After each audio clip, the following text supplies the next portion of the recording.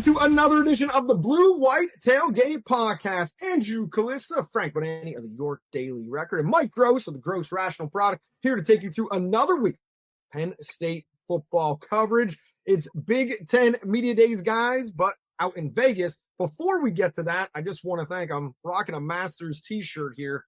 I want to congratulate all the winners of the Augusta National Golf Club Lottery for the practice rounds, Wednesday's par 3, and also the tournament. And for you longtime lottery entrants that have yet to win, well, congratulations on continuing to be a loser. I am a loser as well. I have never won the lottery, so I am a perpetual loser when it comes to the Augusta National Lottery. I didn't even win, I entered the women's for the amateur. I didn't win that. Didn't win the drive, putt, and chip contest either. So, well, our boy Mark Wogenrich has played Augusta as part of that media, selection process. He has done it. Yeah. How did he fare? I'm sure not well. Okay. That's a big ask.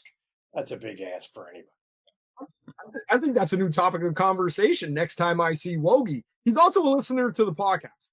He's always listening because I do get text messages from him saying he enjoys it. So, Mark Wogenrich, shout out for playing Augusta. I did not know that. As he's a member of the Penn State beat. All right, moving on to Big Ten Media Days out in Vegas in July. Maybe they should hold it outside at one of the golf courses or something like that. That would be interesting. That would be interesting. Letting everybody bake a little bit out there in the Vegas summer. But Big Ten Commissioner Tony Petitti, we'll start with him. All in, doubling down, tripling down, whatever it is at this point, with the Big Ten having 4 automatic bids to whatever is going on in the next steps of the college football playoff. Meanwhile, the SEC says, give us the automatics and then 11 at-larges. Is this a winning argument? Does the Big Ten come out in front a little bit, being that they have the last word in this offseason? How do you guys see this moving forward, or is it going to get more contentious as the deadline looms? Well, it looks like, and it has looked for a while, like the SEC wants to do this 5 and 11 thing, and the Big Ten wants to do this 4-4-2-2-1 thing. And it sounds like, well, the bargaining chip is we want the SEC, the Big Ten's bargaining chip is we want the SEC to have to pay to play 9 conference games. But now that story is changing a little. Pat Forty had a really good piece in Sports Illustrated's website yesterday, I think it was, where he talked about there's some rumors that Petitti is kind of committed to the TV networks to have extra postseason games, which is why he is in favor of and pushing this play-in game format for determining the 4 Big Ten teams that get to play. Like there would be a Big Ten championship game, and those 2 teams would both get in, and then the next 4 teams would play a little tournament. Like the 3rd seed would play the 6th, and 4 would play 5. What are you kidding me? Which, I mean, I just think that's awful. But anyway, that's come to be a piece of this now that really we weren't talking about a month ago. But anyway, most of the coaches, James didn't really get asked about it, but most of the coaches that have been there so far have been asked about it, and they all have their marching orders, and they're all saying they're in favor of this 14 thing, which we've talked about a lot. I don't think it's in the best interest in the sport. No, I mean, I don't understand the whole, you're going to add games. I mean, we have enough Big Ten games already, don't we? They play 9 conference games every year and a Big Ten title game. And there's a good chance they meet in the playoffs as it is. Yeah. I don't get that at all. But if you're the mouthpiece for TV and money, then and he's involved in a TV background too, Petitti. It just, the Big Ten does not look good in this. So, well, he came from CBS, and as David Letterman say, you can't say spell CBS without BS. That's David Letterman's famous over over multiple years. So just going back to that, and Mike, I enjoyed your piece on the gross rational product, Substack, where like somebody was saying like Signetti has it like figured out, but it's more that format kind of reeks to me as more of an invitational. And then I understand what they're saying of their 17 possible opponents and the schedule and this and that. Well, that's up to the Big Ten to actually make the schedule competitive for the teams across the board instead of trying to protect your moneymakers year in and year out. But to say, oh, the 6 team is going to play the 3 seed because there's a lot of, sway and different strength of schedule percentages within an own mega conference these days, well, that just says the sport's headed in a terrible direction. And yes, I agree that I think the sport is headed in a bad direction, and it doesn't appear to have affected the TV ratings yet. I mean, people are still excited about these high-profile regular season games. I can't believe that's going to last forever, but Lord knows I've been wrong about many such things when I'm trying to take the temperature of the public, and this is a conference where, well, Michigan and Ohio State always had to be the last game of the regular season, and then that's why we couldn't go to split divisions back when the whole Legends Leaders or whatever that was going to be, that was a hot second. But you're going to have years where 6 plays 3 again. It makes no sense to me. Like, you're going to have 4 play 5 after they already played in the regular season. That is going to happen in many cases. And if 6 beats 3, 6 is in the playoff and 3's out. 3's not. You're totally discounting it. And Frank, you're always one of the most rational people I've ever talked to in the sports media landscape. So tell me I'm wrong when I say if this gets implemented, what Pat Forty is writing about, tell me that the guys should not be unionized, and it's not an NFL model, basically, of what they're going to create more and more games, and then that these guys are not employees. Yeah, I can't see more and more. I mean, anything that at this point gives you another layer of games when you don't, in a way, need them. I can't. I mean, Penn State played a record number of games last year and didn't make the title game. Could have played. I mean, he played 16 games and they could have played 17. That's like, I mean, there were years when we covered the team, they played 11. That's it. If they didn't go to a bowl game, 11 games. We're just talking about 5 more games just last year than what they had played in seasons before. And yet people, I don't know. I guess, are people going to keep tuning in to as many games as possible? I guess that's what it comes down to. That's what the thought. Are they going to reach a point where people are going to say this is ridiculous and start to walk away from it? I don't know, but my whole thought was as more and more money keeps pouring into college football, that eventually the more it becomes like the NFL. I do think that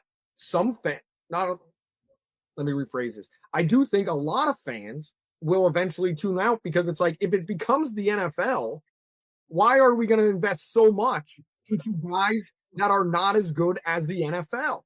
Right. And that's my argument. And I was never I was always an NIL guy.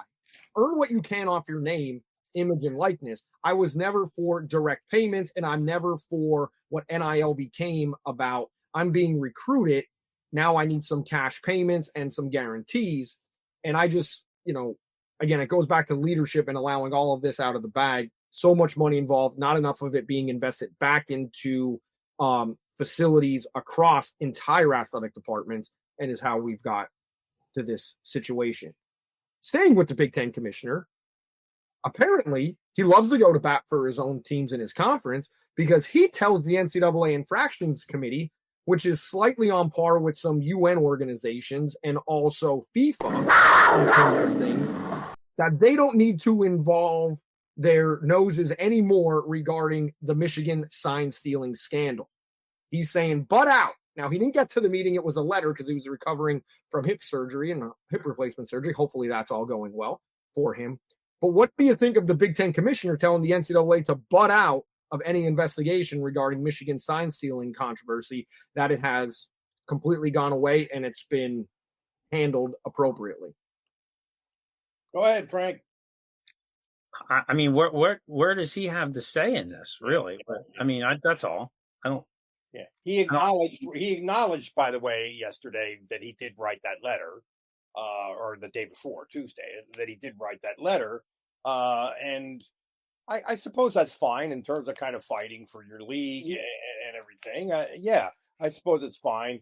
If I'm the NCAA, I'm not overly struck with it, but again, you know, the NCAA's dearth of leadership in college football is one of the reasons why Petitti has the power that he does, or potentially the power that he does. Yeah. Right. Going off that, how do we see with this college football playoff the commissioners eventually just saying the NCAA is gone? How long do you guys see that taking place? Because it has seemed over the last 3-4 years, the commissioners have consolidated power away from the NCAA. Well, time frame, you know, if they get this, supposedly this thing with the expanded playoffs in 26, supposedly if the SEC and the Big Ten are at a stalemate and they don't figure anything out, we talked before about one wants one format and one wants the other. If that doesn't get solved, then supposedly it's 12 teams again in 26. It's a 12-team format again in 26. It's the same format as we're going to have this season. So if that happens, then it'll be kick the can down the road a little bit as far as really restructuring the sport, while at the same time making it obvious that it needs restructuring. And again, we'll get to James Franklin's idea of a commissioner of college football. Maybe they need that to mitigate between the two. Now, supposedly, Greg Sankey, the SEC guy, and Petitti, supposedly they're buddies. They get along really well, and this is not all that acrimonious, but it looks like an impasse from here.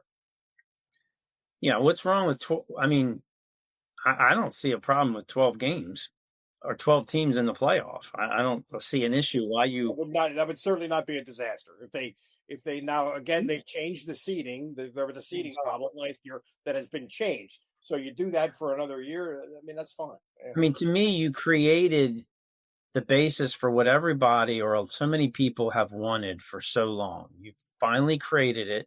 You expanded it beyond the 4 teams, which understandably people could yell at. You got to 12.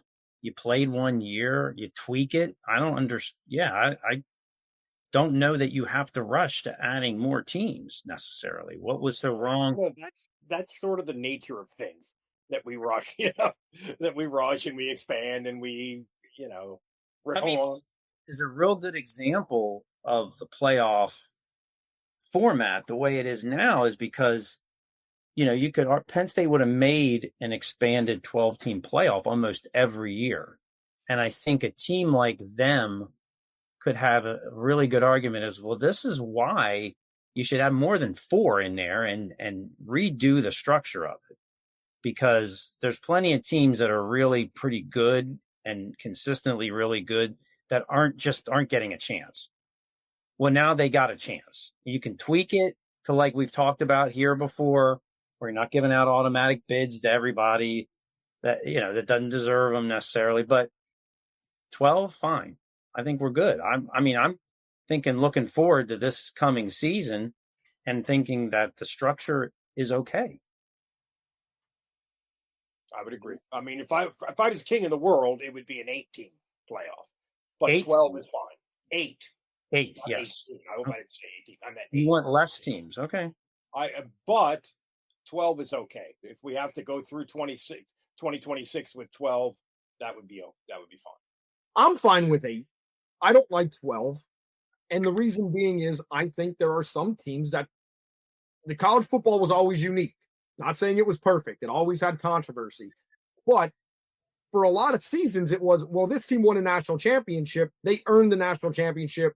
They weren't necessarily the best team. There are many, many seasons where the best team did not win the college football NCAA national championship. Agreed. So it was always unique. It was always like that.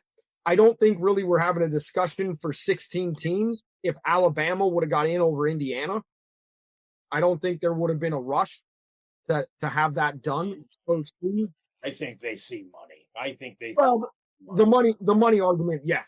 But I think not having Alabama in and then watching Indiana pretty much get their doors blown off in another high-profile game, and it's saying, well, there we go. There's an example. Somebody else should have been in the team or in the bracket, in the field, because they had a better chance of winning this trophy, this championship, this tournament than one of the teams that got in. And one of the things that Signetti said yesterday was that Ohio State, national champion Ohio State, actually finished fourth in the Big Ten. This is one of the points he was making. They actually finished fourth in the Big Ten. But if you have a 16-team playoff, Ohio State's going to get in. That Ohio State team that had the season they had last year is going to get in 1,000 times out of 1,000. So that's not an argument for automatic qualifiers. That's not an argument at all for automatic qualifiers. And it also but is evidence that you can have, even if you're in the same conference with the same number of conference games, there could be a huge disparity in strength of schedule, right? Indiana and Ohio State were in the same league, playing the same number of conference games, no comparison in the strength of schedule, and Ohio State beat Indiana soundly in the regular season. Right, because that's the story of the Big Ten being the best league at the top right now, hands down, but not through all 18 teams. Would agree. Because you could argue that they have the best top 4 or 5 teams in the country, better than the SEC, but their league, top to bottom, is not better. So there's so many subpar, mediocre teams from, say, 5 or 6 down to 18 that, it's a crapshoot who you play, right? Yeah. And if you're one of those teams that you just mentioned, Frank, and you miss a couple of the legitimately top teams in the league, in the top heavy league, you could sneak into the playoffs pretty easily with this format. But this is good because 12 teams or expanded. I mean, look at Penn State's schedule this year. They played 2 of those best teams. They played 2 expected national title contenders, Ohio State and Oregon. In other years, before this playoff, Penn State fans would be so on edge of their seats, nervous to God help them because they know that they would probably have to win at least one of those games to do anything, to have any kind of postseason of any meaning. Well, you don't have to. You could win one of those this year, lose one. You could, if you take care of business, you could lose both of them and still have a shot. And to me,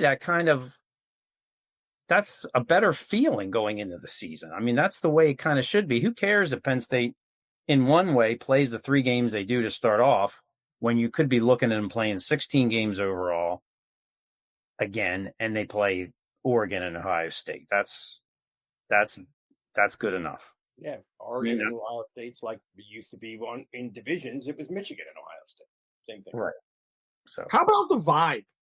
Just the different vibe that's in post-game locker rooms after a loss. I mean, did you notice a different vibe this year? Oh, this past season. Where under previous, when it was in the 4, it's like, oh man, now we're up against it. And yes, you get the quote. Yeah, maybe. You just got batten down the hatches, and we gotta play next week. We gotta come back. We gotta focus. We gotta be ready to play. And there was a little bit more, stress level after a loss. Look at James after 2018 Ohio State. Yeah. I didn't really think of that, but that's a good point. I think it was a little different in the locker room after Ohio State. Yeah. Look at James after Ohio State this year. Yeah. Completely did Drew Allar. And yes, that in tears. Now, part of that is I think he's matured a little bit and he's a different person, but But yeah, I never really thought about that, but I think that's a fair point. It's the stress level was just. I don't want to say this because I don't want to get fans upset. Well, maybe I do want to get fans upset. It was more of like, oh, well, all right, we lost. We'll move on to next week. We're still going to go to the playoff. You know. Yeah, I don't know. I think it cuts different ways. I think I wouldn't go quite that far. People think the difference. I think there is a little bit of a difference. Yeah. Fan-wise, fans leaving that game were just look like they all lost their last fans. Friend. Yeah. Okay. Yeah. I think that was no different in a lot of ways than any other loss to Ohio State, because I saw them filing out of Beaver Stadium. I heard how disgusted they were in the hours after the game. That was no different to me than 18 or 19. Now, the long-term reality, everybody knows is different. And I think longer term, that settles into you differently. But shorter term, immediately, and we see the narrative is still there about James Franklin and this team not beating Ohio State. That hasn't changed at all. I mean, to me, it was a little bit of a different vibe after they lost the Big Ten championship game, only because, yeah, they would always play another game if they lost that game. But it wasn't just that they could play another game. Everything was still in front of them. Whereas you lose that game in the past, what's in front of you? I mean, a bowl game, but not a chance to. They lost that game to Oregon, and they knew that they still could go to the playoffs the next day and have a chance to win a national title. That completely a different feeling. No matter how rough that loss was to Oregon or how much they felt about that they didn't do what they needed to do or whatever the public said, the very next day they got to play. They knew that they were going to play SMU at home in a playoff game with everything in front of them, and they still almost went to the national title game. Yep. How different is that scenario? I was gearing it more towards the conference games being, I just thought there was a different vibe post game after the Ohio State game than there was. Really? I did. Yes, there was disappointment. I don't want anybody to construe my words as, yes, the guys were like happy. Oh yeah, we strapped it on. It was a good game. We went out there, we battled, we fought hard. It didn't work out. I'm not saying it was like that, but I just thought it was it was a different vibe post game after Ohio State lost last season. And the reason being is the playoffs. It's like these guys, as it becomes more and more like the NFL, it's just, hey, back to work next week. Nobody's expected to go undefeated. This is the way it is, because you don't have to go undefeated. There's not that tension. There's not that great tension every single week. I feel you, dog. Yeah.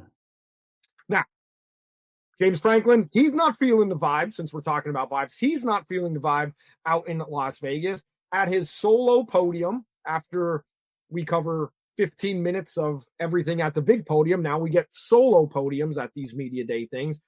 This is courtesy of our good friend Mark Brennan at Lions 24/7. He captured the moment. So I'm going to play James Franklin when asked about the vibe out in Las Vegas for Big Ten Media Days. A lot of our beat writers did not come to this because they couldn't afford to get out here.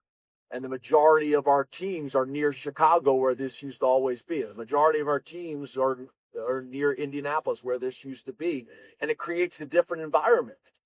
I walk around the lobby. I don't see any signage. I don't see anything for the Big Ten. I don't see people getting autographs.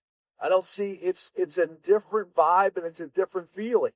I think that other conference, when they have their meetings, there's essentially a press conference every single day at the end of the meetings. It keeps people talking about that conference at a time of the year and makes them relevant. We're not doing that.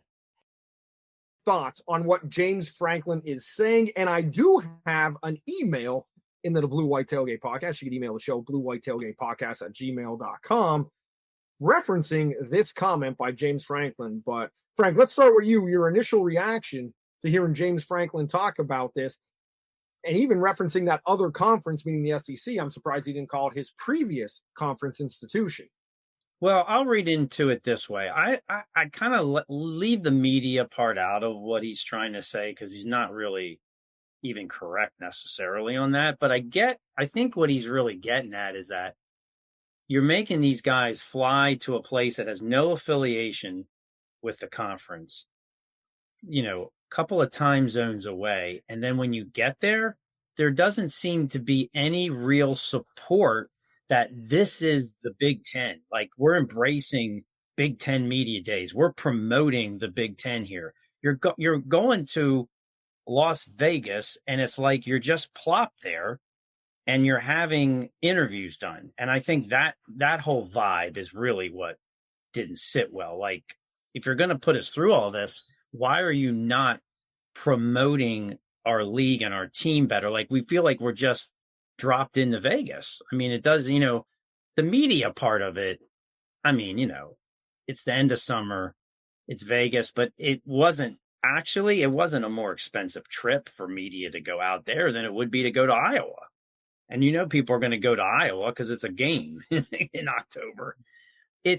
So I think he just felt let down. Like, hey, we're going away from the traditional Big Ten places, and there's not even a sign in the lobby that says this is Big Ten Media Days. Yeah, James likes big stuff. He likes big, doing big, and the focus, on them. And I remember the only time that I've ever spoke like socially with James at any length was at Big Ten Media Days in Chicago. This was probably 7-8 years ago. And I was sitting with a couple other writers at the hotel bar there, and he just was walking by and he came over and talked to us. And one of the things he talked about was, even then, he talked about how bananas SEC Media Days was when he was at Vanderbilt. And he was talking about people who would, like, it was almost like a red carpet thing. Like, Nick Saban would get out of his car and the red carpet would be lined with people, and people are sticking out their babies for Nick Saban to kiss a baby. He was talking about that kind of stuff, and he likes the big. He likes playing it up big, everything, I think. And I like Big Ten Media Days in Chicago. Chicago is, in addition to being one of the great cities in the world, to me has sort of always been like the unofficial capital of the Big Ten. Now, I realize the geographic footprint has changed, but this felt a little bit like a clunker, and contrived. And I mean, a month from now, we will have completely forgotten about this. It's not that big a deal. But one thing, though, Petitti said on Tuesday that this was necessary. For some reason, they couldn't go to Indy. Indy was, they couldn't get the stadium or something like that. There were practical considerations, and they were not originally planning to go to Vegas, but they had to because of whatever. That's ridiculous. That makes you sound even worse, right? Wait a second. We've had this every year in Indianapolis, and there's a scheduling snafu. How? That's the most. Now they do use the thing I've heard of. Yeah, but anyway. they're using somebody's using the stadium to fly, and that does sound silly, but that's what he said. I want to know why we care so much about this too, because like James said, what do preseason rankings mean? They mean nothing. And to me, it's like, what do preseason Big Ten Media Days mean in another month? Well, that's what I just said. We'll have forgotten about this in a month, but it doesn't. The argument is because he's would try to do it well. He's touting all this, right? But yet his team is getting more publicity at the moment than he's ever gotten since he's been there. And I think it's noteworthy that James did not. Now, yesterday was James's day when he was in front of the cameras, and he was not really asked about all these big picture college football issues that we were talking about earlier, and that he loves to talk about, that he loves to pontificate about. He wasn't really asked about that. He was just asked about his football team, and Nardo, the Big Ten Network, said, I really think James looks relaxed and settled and really, really confident in what he has. It's July. Let's not go nuts. But at least, it really was about the football team during Penn State's day in Vegas. Well, he's never had a team like this before in August. He's never had a team that can come close to this in all these different, not just that they have more stars this year, but if you look at all of the ingredients, he's never come close to having a team like this. And the national media recognizes that. They really have recognized it. I'm actually a little surprised at the Only a little bit. Yeah. That they see expected a lot of it, but not. I'm a little surprised. Because, I'll just leave it at one example. The two running backs. If Penn State fans, and I think we're guilty of this too, we've seen these guys for 3 years. You start to not understand the bigger picture on, say, having a Nick Singleton and Katron Allen together. This could be the best preseason running back combination nationally. And when? How long? Colin Cowherd, Thomas and Barry Sanders together. Alabama's had a couple. They weren't sharing the load like this, right? And coming into a season, and James pointed that out. I liked how he pointed out how these two guys both have a chance to break Penn State's career rushing record, sharing carries together. Right? Okay, that's a good remembrance. What I also liked is that when he started his press conference on the podium yesterday, he brought up the craziest, most curious Drew Allar stat potentially possible that I don't know who researched that statistic. And it was so out of the world, I had to put it at the top of my story that Drew Allar is only the second quarterback in FBS history since 1950 to have more of this, less of that, and more of a third thing than anyone other than some guy from Baylor. And I loved it so much. And he said it with a straight face as this is why Drew Allar is so good. And I'm looking at the statistic, trying to make sense of what it means. And I just thought, this is sports information. This is Penn State. This is great. Anyway. Talk about the I'm soaking all this in. I'm soaking all this in and your guys take email into the BlueWhite Tailgate Pawcast at gmail.com. Jake in Rochester, New York. Look at that. Crossing borders. Boom.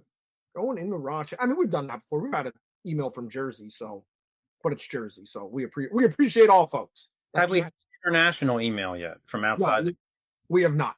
We have not had any international email. So Jake in Rochester, New York says, I get what James is saying about the Big Ten Conference Media Days in Las Vegas. He agrees with your guys' point, but this is no different for the Penn State media, as they've always been an outlier to the East than traveling to Chicago. The point is valid when it comes to the fans.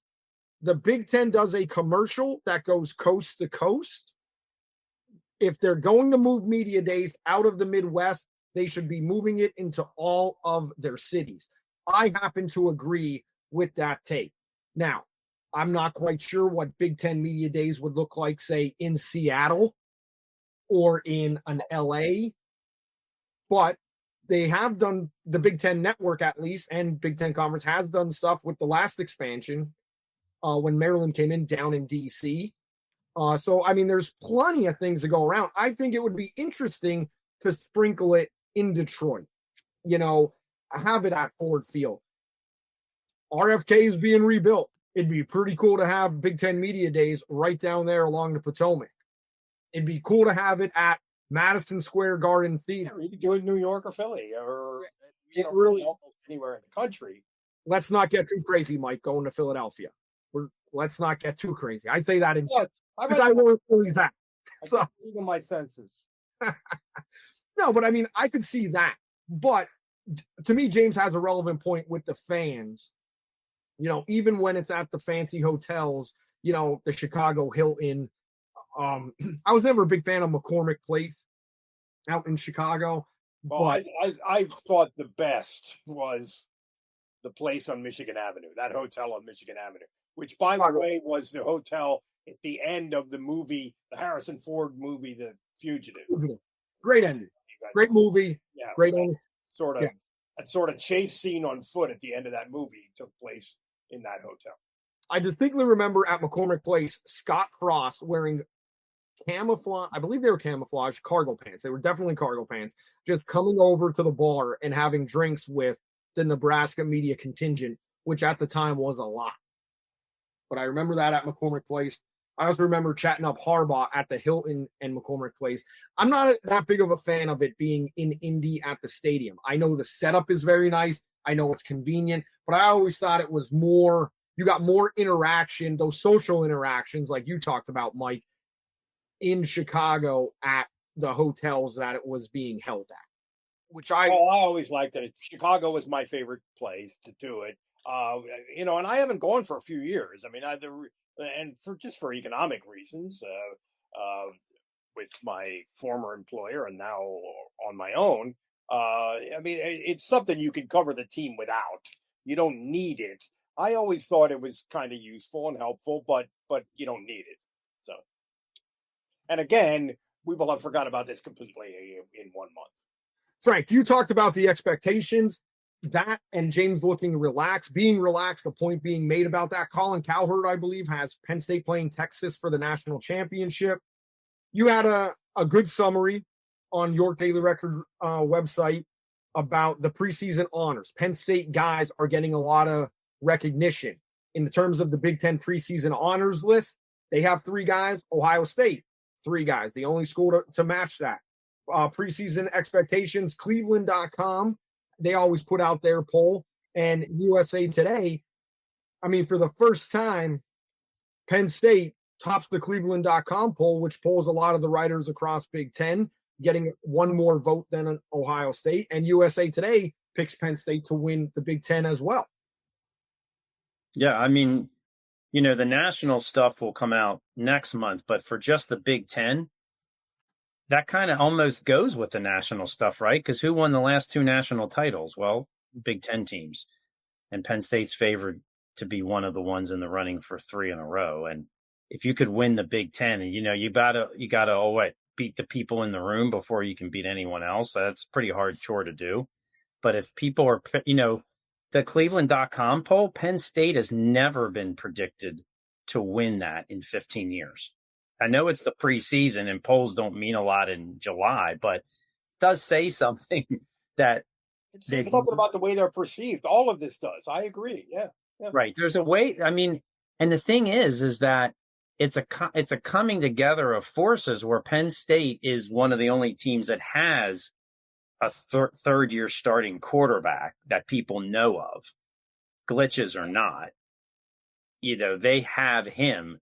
Most schools don't. They have the 2 running backs. Most schools are lucky if they have 1 that's going to be pretty good in people's eyes. They have, people in the know, they have their best offensive line. They have so many things that people know about. And in this day of college football, when everything's changing so much, even a team like Ohio State, yeah, they got tremendous talent, but they don't have anything near what is known.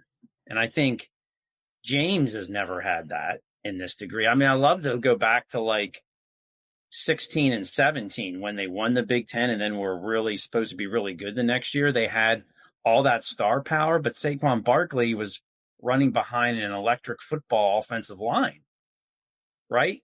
Didn't matter how good. He could have been the greatest running back in the history of football, and he was still going to have trouble, right? And people have to acknowledge that. This is not the case this year. And I think that is the difference between teams that are exciting, teams that are good, teams that have a chance, and the difference between that and teams that really can win everything. And you can really win everything if you have that kind of foundation. Penn State foundation. If you're talking about preseason polls, especially with writers, you're talking about a lot of writers who don't know Penn State's team the way we do. They know their own team the way we do. Right. The way we know Penn State. So they're looking at what's coming back and all those things that Frank just said. But I would also add to this, the 2 preseason publications that I paid attention to the most and have the best track record of predicting things are Phil Steele, his magazine, which is like 130 media guides, which we all use, and this guy named Brett Ciencia, I hope I'm pronouncing his name right, from Downingtown, who does this Pick 6 previews, which is excellent. I get that every year. Anyway, both of them have Penn State number 1 in the country, which means most likely, in their view, to win the national championship. I attach some significance to that in terms of the way Penn State is perceived, not just in sort of a general look at, we all know what they have coming back, but more of a deep dive kind of thing. That tells you something. I think what separates all of these other past preseason predictions and people saying, well, this is the year Penn State beats Ohio State and dethrones them, is the offensive line. That it begins and ends with them. That's what we talked about all last year. So you don't have Katron Allen going for a career rushing record if there wasn't a quality offensive line last year. You don't have Nick Singleton. Yes, they would be pushing it, but it would be a lot different talk, because it'd be like, well, they're there for 3 years and 4 years. With these guys up front and the nastiness for the first time under James Franklin, a nasty offensive line that are mean-spirited, nice guys away from the field, but mean-spirited between the sidelines. That's the first time he really had that, and it showed, and I think that's what separates this team, but far and above, and it's more important to win a national championship than the sexy positions of the quarterback and the offensive line. Because I truly believe there's a lot of quarterbacks you could put behind this offensive line that could take Penn State to the national championship game. I agree, and that's what we see. And then I think nationally, people are looking at Drew Allar, and then they're saying Georgia has to break in a new quarterback. Ohio State has to break in a new quarterback. Oregon has to break in a new quarterback. Michigan has to break in a new quarterback. I think that's another piece of it. But in terms of really knowing the football team, you're right. Well, and you also, you also have the best, arguably probably the best coaching staff that he's put together. And I think people nationally see that Penn State hired Jim Knowles to lead the defense. Yeah, that's part of it, sure. They have Andy Kotelnicki, not just have him, but have him in year 2, which sees as an upgrade potentially from year 1. Okay. And to me, it's okay. So why would you not pick Penn State? And the only things to me that really are keeping them from ultimate success are the things that, one, can keep anybody, and that's injuries.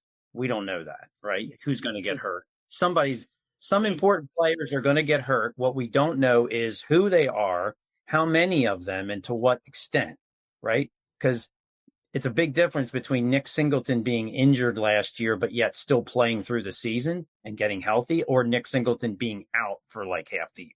We don't know them. And the only second thing is this: even Penn State's best teams, the ones that won everything, like 1994, you're going to have at least a couple of games where you're going to have to make the plays that James Franklin and Drew Allar have been talking about this week in Vegas, right? Because Kerry Collins had to do it at the end against Michigan, or Penn State would have lost. Kerry Collins and them had to do it at the end of Illinois, or Penn State would have lost. And you would never remember the 1994 team for much of anything. Yep. So will Drew Allar and Penn State be able to meet those circumstances and conquer them like anybody? If they do it, they have all the other ingredients to go as far as they want. End of story. You guys make a good point too. It's easy to forget with how much love Penn State is getting nationally that, for the average fan, because it's such a downtime, the Jim Knowles hire did take place. And it's almost like with all the attention to Drew Allar and the running backs, and we talk about the offensive line, it's almost like the defense, for the first time ever at Penn State, is being tasked with, or since 1994, is being tasked with, don't screw it up. Well, that's right. I mean, and they do have a couple holes on defense, certainly comparative to offense. And that is different, and certainly different than the last couple of years. But I think, again, when we're talking about perceptions, I think Knowles, the acquisition of Knowles, for lack of a better word, kind of nullifies those holes a little bit. In the way people are perceiving it. Absolutely. I think that's the case, is that, hey, Penn State always has a good defense, sure. But you have that guy. You have arguably what people are at least saying is the best defensive coordinator in football. he can figure it out if there's a problem. That's what the thought is, right? You take a pretty good, traditionally really good defense, even if they have some holes. This year, I think they get the benefit of the doubt. They don't get the benefit of this doubt with Tom Allen running the defense. Yeah. Or Brent Pry running the defense. To me, it's only because they have what is supposed to be known as the best coordinator in football. I mean, Allen, he'll figure it out. Never had that before. He's had the best running back in football, but he's never had, I think, what the nation thinks is the best coordinator in football. And to me, you have that at this year, not last year, not next year. You have that now coming in. So that's part of this whole thing. We have 2 more weeks, I guess, of lullness, and then things really begin to pick up. The college football vibes will be all over the place. Maybe not the vibe out in Vegas because, they just roll them in, roll them out, entertain. This is just another act. It's just another act that's out in Vegas. But it is fascinating to watch how storylines develop, why they develop going forward. Guys, that's all I got for this week on the Blue White Tailgate Podcast. Any other closing thoughts from you guys, my esteemed colleagues here? Well, this is one of the things I just thought of a couple weeks ago, just looking at this. This might be the first time since I've been covering the team that you could argue that Penn State is the best team on its own schedule. Right? I've never seen that before. I never thought you could make that argument before. That's just another little slightly different way of looking at what we've been saying for the last half an hour here. Well, yeah, I think a lot of it is that Penn State does not usually return a star quarterback, like at least the way that Drew Allar could be. When's the last time Penn State's had a quarterback where people are saying he could be one of the top 5 picks in the NFL draft? Yeah. No matter what he does, that's different. That's new. And that's something that most teams don't have to work with, no matter what happens. Completely uncharted Penn State football ground in that regard. Right? Yeah. It's been a while. Todd McShay did say that Christian Hackenberg should have been the number 1 overall pick. But that was a little bit different feel on that. And even talking to people around Penn State when, I did bring that up. And I mean, around Penn State, in Penn State, I'll say, they even side-eyed that suggestion. So, it's going to be interesting. It's going to be fascinating. Most importantly, it should be a lot of fun for a lot of people. Yeah. Fans of Penn State, that they should probably enjoy the ride if this plays out the way it actually can play out. And Mike, that's an excellent point. If you looked at the teams, honestly, over the last, we'll say, Saquon Barkley era on, there was never a time you could say that Penn State was the best team on paper on their own schedule. That's a really good point. That's what I thought of. That's one of the things I've been thinking lately. So we'll be doing it. We'll get into some preseason predictions in the next couple of weeks as we dive in, looking at what other teams are bringing back, week-by-week predictions as well. Total coverage here on the Blue White Tailgate Podcast from longtime beat writers and I don't know. Am I considered a longtime television guy? Is 14 years long? I don't know. For today's business, it is. But That's middle. Now I'm up former TV. We'll call it a middle time. I like that. All right, so that does it for this edition. Don't forget, reach on out, Blue White Tailgate Podcast at gmail.com. That does it for this week. We'll see you next week.